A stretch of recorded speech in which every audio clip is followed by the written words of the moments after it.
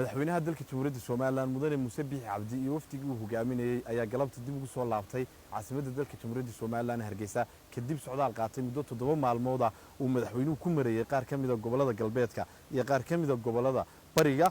halkaasi uu madaxweynuhu kaga qayb galayay qalin jebinta jaamacadaha kala duwan ee gobolada Awdal Gabiley iyo Togdheer oo ay ka qalin jebinayeen arday aad u tiro badan kuwaasi oo dadaal aqooneed soo geliyay muddadii ay wax baranayeen madaxweynuhu isagoo la wadaagaya dareenkooda isla markaana la qaybsanaya farxadda maalintan ay ku qalin jebinayaan ayuu kaga qayb galay 3 jaamacadood oo ka mid ah goboladaasi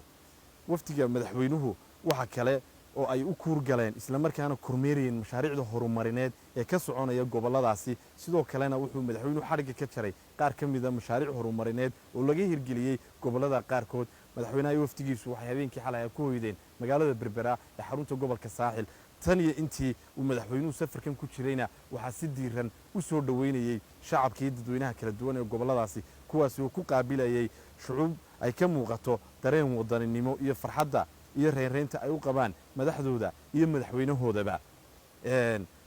waxaan si aad iyo aad u mugiyo miisaan weyn aan ugu mahad celinaynaa guud ahaanba shacabka kala duwan ee gobolada Awdal Gabiley Togdheer iyo Saaxil maamulada gobolada iyo degmooyinka sidii diiraneed ay u soo dhaweeyeen madaxweynaha